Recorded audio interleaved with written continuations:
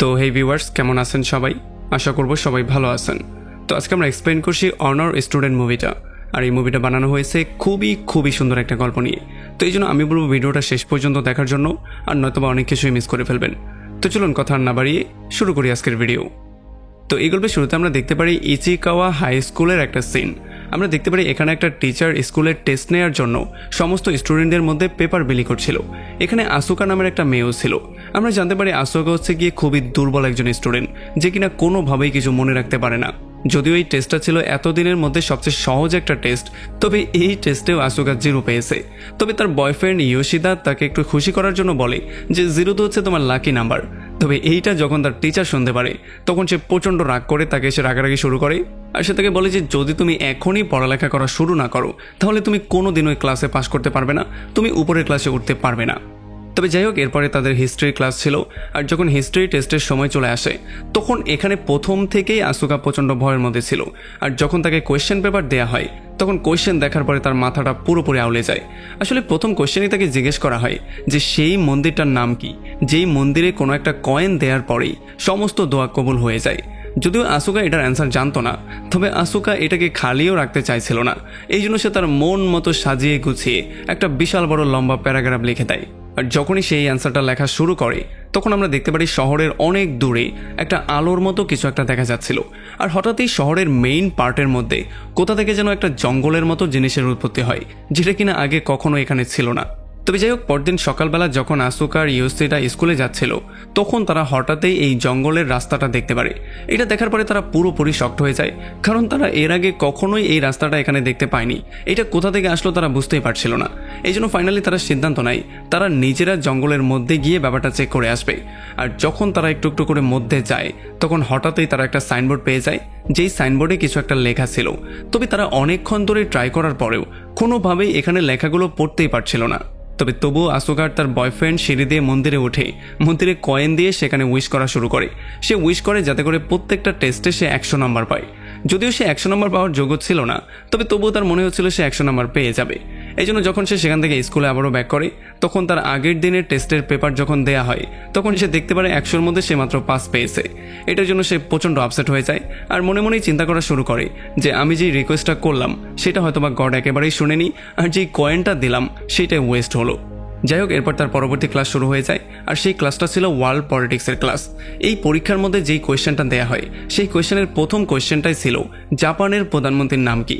তবে আমরা দেখতে পারি আসুকার কোনো আইডিয়াই ছিল না যে জাপানের প্রধানমন্ত্রী কে, তার নামই কি। এই জন্য সে অনেকক্ষণ চিন্তাভাবনা করার পরে এমনি তার বয়ফ্রেন্ডের নামটাই সেখানে লিখে দেয়। আর এরপরে যে কোয়েশ্চেনগুলো ছিল সেগুলোর একটাও সে কোনোভাবেই পারছিল না। এই জন্য সে সেখানে শুয়ে ঘুমিয়েই পড়ে। তবে সেখান থেকে এমন করেই পরীক্ষাটা শেষ করার পরে ফাইনালি তারা দুজন সেখান থেকে আবারও তাদের বাসায় ব্যাক করে।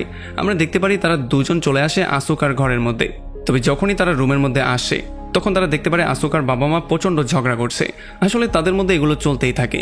আমরা জানতে পারি যে আসুকার বাবা হচ্ছে কি একজন সেলসম্যান, যার চাকরি কিনা একটা ডেঞ্জারের মধ্যে পড়ে গিয়েছে। আর অন্যদিকে আসুকার মাও অন্য লোকের সাথে এফআইআরে যুক্ত হয়েছে। এই সমস্ত ব্যাপারগুলোতে যখন তারা দেখতে পারে প্রচণ্ড ঝগড়া হচ্ছে তখন আসুকা ইয়োশিদাকে বলে যে তাদের দিকে একেবারেই ফোকাস করো না, তুমি আমার সঙ্গে চলো।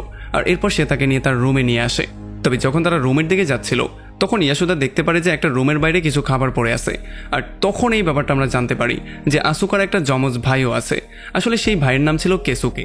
কেসুকে ছিল খুবই ব্রিলিয়ান্ট একজন স্টুডেন্ট। সে তার ক্লাসের প্রত্যেকটা নাম্বারে 100-র মধ্যে 100ই পেত, সে কখনোই 99 পেত না। তবে খুবই দুর্ভাগ্যজনকভাবে যখন তার ফাইনাল পরীক্ষা চলে আসে তখন ফাইনাল পরীক্ষার একটা সাবজেক্টে সে ফেল করে ফেলে। আর এই জন্য সে প্রচণ্ড ট্রমার মধ্যে চলে যায়। তার মতো একজন স্টুডেন্ট একটা সাবজেক্টে ফেল করবে এই ব্যাপারটা স্কুলের কেউই বিশ্বাস করতে চাইছিল না। আর এই জন্য সেও এই ব্যাপারটাকে হজম করতে না পেরে নিজেকে রুমের মধ্যে বন্দি করে ফেলে আর বাইরের সবার সাথে যোগাযোগ বন্ধ করে দেয়। এখন সে সবসময় তার রুমের মধ্যে বন্দি থাকে আর তার কম্পিউটারে ভিডিও গেম খেলে। সে তার বোন, বাবা, মা কারোর সাথেই কোনো রকম কথাবার্তা বলে না। আর যখন আসুকা ইয়োশিদাকে এই সমস্ত ব্যাপারগুলো বলছিল তখন তার মনটা খুবই খারাপ হয়ে যায়।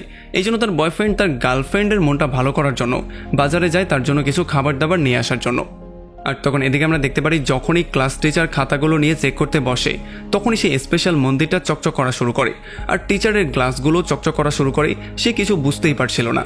আর তখন আসুকা ইয়োশিদাকে যখন কল দিয়ে জিজ্ঞেস করে যে অনেকক্ষণ সময় হয়ে গেল, তুমি এখনো আসছো না কেন, তখন সে তার উপরে প্রচণ্ড চিল্লাচিল্লি করে। আর সে তাকে বলে যে আমি খুবই ব্যস্ত আছি, আমি এখন তোমার সাথে আজকে মিট করতে পারবো না। এইটা বলার পরে যখনই ফোনটা কাট হয়ে যায় তখনই আসুকার কাছে তার একটা বন্ধু মেসেজ করে। সে বলে যে ইয়োশিদা ভয়ঙ্কর একটা বিপদের মধ্যে পড়েছে, তাকে তোমার এখনই উদ্ধার করতে হবে। আর তখন এই ব্যাপারটা আমরা জানতে পারি যে ইয়োশিদা আসলেই একটা বিশাল বড় বিপদে পড়েছে, সে আসলে জাপানের প্রধানমন্ত্রী হয়ে গেছে। এখন যখন পরদিন সকালবেলা সে এই ব্যাপারগুলো জানতে পারে তখন আসুকা এটা বুঝতেই পারছিল না যে তার বয়ফ্রেন্ড বের হলো তার জন্য খাবার আনতে, সে হঠাৎ করেই জাপানের প্রধানমন্ত্রী কী করে হয়ে গেল। আর তাছাড়া সে একটু পরে এটাও জানতে পারে যে বিভিন্ন দেশের প্রধানমন্ত্রী কোথায় যেন গায়েব হয়ে গেছে, তাদেরকে আর খুঁজেই পাওয়া যাচ্ছে না। এই সমস্ত ব্যাপারগুলোর পরে যখন তারা ক্লাসে আসে তখন ক্লাস টিচার তাদের আগের খাতাগুলো তাদের মধ্যে বিলি করে দেয়। এখানে আসুকা খুব ভালো করে লক্ষ্য করে যে সে ভুল করে জাপানের প্রধানমন্ত্রীর জায়গায় তার বয়ফ্রেন্ড ইয়োশিদার নাম লিখে দিয়েছিল, হয়তোবা এই জন্যই সে সেখানের প্রধানমন্ত্রী হয়ে গেছে। আর সে এই ব্যাপারটাও নোটিস করে যে তার সমস্ত অ্যান্সারগুলো খালি থাকা সত্ত্বেও সে 100-র মধ্যে 100 নাম্বারই পেয়েছে। আর বাকি দেশগুলোর প্রধানমন্ত্রীগুলো এই জন্য গায়েব হয়ে গিয়েছিল, কারণ সে প্রত্যেকটা কোয়েশ্চেনের অ্যান্সার খালি ছেড়ে দিয়েছিল। এই জন্য সেখানে কে প্রধানমন্ত্রী হবে সেইটার ডিসিশনই হতে পারছিল না, এই জন্য তারা সবাই খালি হয়ে গিয়েছিল। এখন সেই মন্দিরে যেই প্রার্থনা তারা করেছিল সেগুলো আস্তে আস্তে করে সামনে আসা শুরু করে দিয়েছিল, মানে তাদের প্রার্থনাগুলো কার্যকর হওয়া শুরু করেছিল। এখন আসুকা এটা ক্লিয়ারলি বুঝতে পারে যে সে যে চেয়েছে তার পরীক্ষায় 100-র মধ্যে 100 পাক, এইটাকে 100 করার জন্য পৃথিবী অন্যরকম উল্টাপাল্টা হয়ে গেছে, কারণ তাকে 100 যে কোনো মূল্যে পাওয়াতেই হবে। এই জন্য ফাইনালি আজকের টেস্টে সে সমস্ত জায়গায় গুগল দেখে দেখে চেক করে করে সমস্ত অ্যান্সারগুলো লিখে দেয়, যাতে করে আগের মতো আর কোনো কিছু না হয়। আর ফাইনালি সৌভাগ্যক্রমে সব কিছু আগের মতো হয়ে যায়, সব কিছু আবারও ঠিকঠাক হয়ে যায়। ইয়োশিদাকে প্রধানমন্ত্রীর পদ থেকে বহিষ্কার করা হয়, আর বাকি যেই প্রধানমন্ত্রীরা ছিল তাদের সবাই যার যার জায়গায় ফিরে আসে। এখন এই সমস্ত ব্যাপারগুলো কোনো রকমে শেষ তো হয়ে গেছে, তবে এরপরে ছিল আসুকার পরবর্তী পরীক্ষা। তবে এই পরীক্ষায় আসুকা খুব বেশি একটা ঘাবড়ে ছিল না, কারণ এটা ছিল অঙ্ক পরীক্ষা। আর আসুকা বারবার করেই চিন্তা করছিল যে অঙ্ক পরীক্ষায় ভুলভাল অ্যান্সার দিলে কি আর এমন চেঞ্জ হয়ে যাবে। তো এরপরে যখন ইয়োশিদা স্কুলে ব্যাক করে তখন আসুকা তাকে দেখার সঙ্গে সঙ্গেই তাকে নিয়ে ছাদে চলে আসে। আর এখানে প্রথমেই ইয়োশিদা তাকে বলে যে আমাকে প্রধানমন্ত্রীর পদ থেকে বহিষ্কার করা হয়েছে, এই ব্যাপারটা আমি কোনোভাবেই মানতে পারছি না। তবে এরপরে আসুকা তাকে বুঝিয়ে সমস্ত ব্যাপারগুলো বলে, সে তাকে বিস্তারিত সমস্ত কিছু বলে। তবে আমরা দেখতে পারি ইয়োশিদা এটা বিশ্বাসই করতে চাইছিল না যে এই সমস্ত ব্যাপারগুলো আসুকার জন্যই হচ্ছে, এই জন্য সে তাকে কাগজে কিছু একটা লিখে এই ব্যাপারটাকে প্রুফ করতে বলে। তবে তখনই তারা দেখতে পারে যে একেবারে শহরের মাঝখানের সবচেয়ে বড় যেই টাওয়ারটা সেইটা এইদিক ওইদিক নড়াচড়া করছে। আসলে এই সমস্ত ব্যাপারগুলো হচ্ছিল আসুকার অঙ্কে ভুলভাল উত্তর দেওয়ার জন্য। এই জন্য তারা দুজন দৌড়ে চলে আসে সেই টিচারের রুমের মধ্যে, আর এখানে তার সমস্ত কোয়েশ্চেনগুলোকে আবারও সঠিক করে দিলে আবারও সমস্ত কিছু আগের মতো হয়ে যায়। তবে আসলে এই ব্যাপারটা নিয়ে সমস্ত সায়েন্টিস্টরা খুবই বেশি টেনশনের মধ্যে ছিল যে এই ব্যাপারগুলো হচ্ছে কি জন্য, কিভাবে এগুলো সম্ভব হচ্ছে। আমরা দেখতে পারি আসুকার ইয়োশিদা যখন স্কুল শেষ করে বাসার দিকে ব্যাক করছিল তখন আবারও তারা সেই জঙ্গলের সামনে চলে আসে। তবে এইবার তারা দেখতে পারে মন্দিরের রাস্তাটা পুরোপুরি গায়েব হয়ে গেছে, এখানে আর কোনো রাস্তাই নেই। আর যেহেতু তারা মন্দিরের নামটাও মনে করতে পারছিল না, এই জন্য সেটাকে খুঁজে বের করাও তাদের জন্য ডিফিকাল্ট ছিল। যার মানে এখন তারা যে উইশটাকে গিয়ে ফেরত নেবে সেইটাও এখন আর সম্ভব না। এই জন্য আসুকাকে যেই কোনো মূল্যে কঠোর পরিশ্রম করে প্রত্যেকটা টেস্টে সঠিক অ্যান্সার দিতে হবে। যদি সে সঠিক অ্যান্সার না দেয় তাহলে সমস্ত কিছু উল্টাপাল্টা হয়ে যাবে। এখন ফাইনালি আসুকা সিদ্ধান্ত নেয় সে কঠোর পরিশ্রম করবে, সে যেই কোনো মূল্যে আজকে সমস্ত সিলেবাস শেষ করে ফেলবে, সমস্ত বই পড়ে শেষ করে ফেলবে। তবে যখনই সে পড়তে বসে তখন 5 মিনিট পরে তার ঘুম চলে আসে, আর সে নাক টানতে টানতে একটা লম্বা ঘুম দেয়। আর পরদিন সকালবেলা আমরা দেখতে পারি আসুকার ইয়োশিদার টিচারের রুমের সামনে এসে তাদের পেপারগুলো চেক হওয়ার জন্য ওয়েট করছিল। আর এইবারও প্রত্যেকবারের মতো আসুকা 100-র মধ্যে 100 নাম্বারই পায়। তবে এইবার আসুকা বারবার করে দোয়া করা শুরু করে যাতে করে কোনো ওয়েতে কোনো পরিবর্তন না আসে। আর এরপর যখন আসুকা তার বাসায় ব্যাক করে তখন সে দেখতে পারে তার বাবা খুবই হ্যাপি আছে, কারণ তার বাবা আজকে তার জীবনের সবচেয়ে বড় সেলটা করেছে। আসলে যখন আসুকা পরীক্ষার অ্যান্সার দিচ্ছিল তখন সে ভুল করে লিখে দিয়েছিল যে পৃথিবীর সবচেয়ে দামি জিনিস হলো একটা স্পেশাল ড্রিঙ্কস, যেই ড্রিঙ্কসটা তার বাবা সেল করে। আর ফাইনালি যেহেতু সেটাকে সঠিক প্রমাণ করতেই হবে এই জন্য তার বাবার সেল হু হু করে বেড়ে যায়, আর অনেক বেশি সেল হওয়ার জন্য তার বাবা এখন অনেক বেশি হ্যাপি। এখন তার বাবাকে হ্যাপি দেখার পরে আসুকাও খুবই হ্যাপি ছিল, আর সে ফাইনালি সিদ্ধান্ত নেয় ঠিক আছে তাহলে ব্যাপারগুলো এমন করেই চলতে দেয়া যাক। তবে এরপরে সে টিভিতে দেখতে পারে যে সেই পানির জন্য মারামারি কাটাকাটি খুন পর্যন্ত হচ্ছে। আর এই ব্যাপারগুলো দেখার পরে সে প্রচণ্ড ভয় পেয়ে যায়, এই জন্য সে আবার তার পেপারের মধ্যে সমস্ত কিছু কারেক্ট করে দেয়, এই জন্য আবার সমস্ত ব্যাপারগুলো ঠিক হয়ে যায়। এখন আসুকা ফাইনালি সিদ্ধান্ত নেয় তার এই পাওয়ারটা ইউজ করে সে তার বাবা মার মধ্যে ঝগড়াটাকে শেষ করেই ছাড়বে। এই জন্য পরদিন যখন পরীক্ষায় তাকে জিজ্ঞেস করা হয় যে কোন অ্যাস্ট্রোনট পরবর্তীতে মহাকাশে যাবে, তখন সে তার মায়ের বয়ফ্রেন্ডের নামটা সেখানে লিখে দেয়। আর এই জন্য ফাইনালি তার মায়ের বয়ফ্রেন্ড তার মায়ের সঙ্গে ব্রেকআপ করে নেয়। আর পরদিন সকালবেলায় সে মহাকাশের দিকে যাত্রা শুরু করে। এখন ব্রেকআপের পরে তার মাও আগের মতো হয়ে গিয়েছে, সে তার ফ্যামিলিকে সময় দিচ্ছে আর তারা খুবই ভালো একটা টাইম স্পেন্ড করছে। এই ব্যাপারগুলো দেখার পরে আসুকা খুবই হ্যাপি ছিল। তবে তার ভাই এখনও তাদের সঙ্গে জয়েন করছিল না। এই জন্য সে তার ভাই কেটসুকে সাহায্য করতে চাচ্ছিল। এই জন্য পরদিন পরীক্ষার মধ্যে সে এটা লিখে দেয় যে কেটসুকে সবার সামনে বাইরে আসবে আর সবাইকে গুড মর্নিং বলবে। তবে দুর্ভাগ্যবশত এই প্ল্যানটা এক্সিকিউট হওয়ার আগেই ফেল হয়ে যায়, কারণ তার ভাই যতক্ষণে বাইরে আসতো তার আগেই তার বাবা জোর করে দরজা ভেঙে মধ্যে চলে আসে আর তাকে বাইরে এসে সবার সঙ্গে মিশতে বলে। তবে এই ব্যাপারগুলোর জন্য তাদের মধ্যে একটা ভয়ঙ্কর রকমের ঝগড়া লেগে যায়। আর তখন কথায় কথায় আমরা এই ব্যাপারটা জানতে পারি যে তার বাবাকে আবারও চাকরি থেকে বের করে দেওয়ার একটা প্ল্যানিং হচ্ছে আর তার মা অন্য কারোর সাথে আবারও কথাবার্তা বলা শুরু করেছে। এখন এই সমস্ত ব্যাপারগুলোতে আসুকা এটা ক্লিয়ারলি বুঝতে পারে যে সে তার এই পাওয়ারের মাধ্যমে কয়েকদিনের জন্য তার ফ্যামিলির মধ্যে শান্তি তো নিয়ে আসতে পারবে, তবে এটা লম্বা সময় স্টেবল করবে না। এই জন্য ফাইনালি সে সিদ্ধান্ত নেয় তার ভাইকে সে নর্মাল ওয়েতেই সাহায্য করবে। এই জন্য সে তার ভাইয়ের সঙ্গে কথাবার্তা বলার ট্রাই করে, তবে তার ভাই কোনো রকমেই মধ্য থেকে কোনো অ্যান্সার দিচ্ছিল না। এই জন্য আসুকা তার রুমের সামনে বসেই জোরে জোরে পড়া শুরু করে। তার ভাই এতটাই মেধাবী ছিল, সে সমস্ত ব্যাপারগুলো আগে থেকেই জানতো। যখনই আসুকা কিছু একটা ভুল বলতো তখন তার মনের মধ্যে এটা চলতো যে তাকে ঠিক করে দেই, তবে সে কোনোভাবেই অ্যান্সার দিত না। তবে এগুলোর পরেও আসুকা কোনোভাবেই হাল ছাড়ছিল না। সে টানা 3-4 দিন তার রুমের সামনে বারবার করে জোরে জোরে পড়েই যাচ্ছিল। তবে একদিন যখন আসুকা খুবই সহজ একটা অঙ্ক না করে রেখে দিয়ে চলে যায়, তখন আর কোনোভাবেই তার ভাই চুপ থাকতে পারে না। এই জন্য সে জোরে চিৎকার করে বলে যে যেই কোনো ওয়েতে এটাকে তোমার সলভ করতেই হবে। আর এরপরে সে কিভাবে সলভ করতে হয় সেই ব্যাপারটাও আসুকাকে শিখিয়ে দেয়। এখন এমন করেই তাদের মধ্যে বন্ডিংটা চলছিল। যদিও কোনো রকমে সে বাইরে আসছিল না, তবে দরজার ওই পার থেকে হলেও সে যেই কোনো ওয়েতে আসুকাকে সাহায্য করছিল আর তার সাহায্য নিয়ে আসুকা মনোযোগ দিয়ে পড়ালেখা শুরু করে। আর এই সমস্ত ব্যাপারগুলো দেখার পরে কিছুদিন পরে তার বাবাও কিছু বই পড়া শুরু করে যে কিভাবে তার সেলকে সে গ্রো করতে পারে। আর এমন করে তার প্রবলেমটা সলভ হয়ে যায়। আর আমরা দেখতে পারি তার মাও তার সমস্ত বয়ফ্রেন্ডদের নাম্বার ডিলিট করে দিয়ে ফ্যামিলিতে সময় দেওয়ার সিদ্ধান্ত নেয়।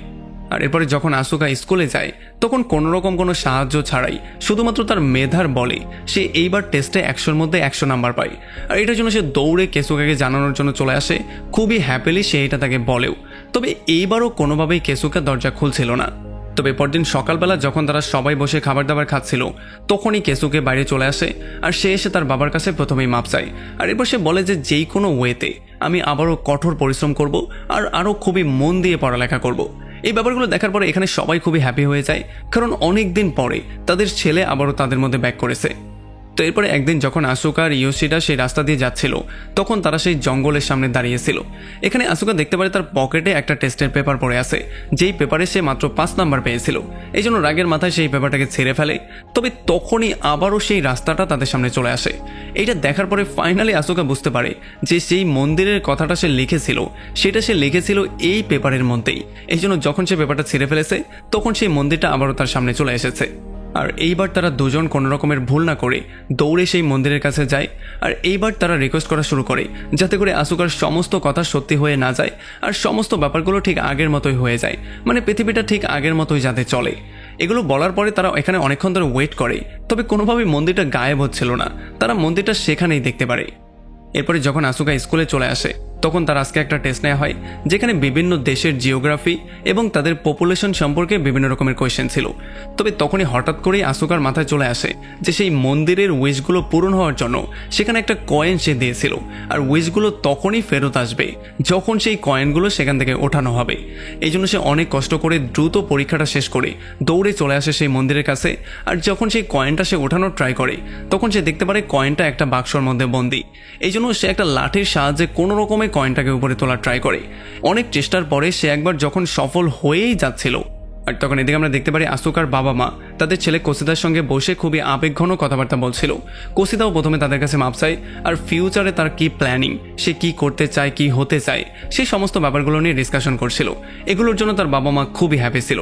আর আমরা দেখতে পারি তার মাও তাদের সবাইকে বিরক্ত করার জন্য তাদের সবার কাছে মাপ চায় আর এখানে খুবই হ্যাপি একটা সময় পার করে।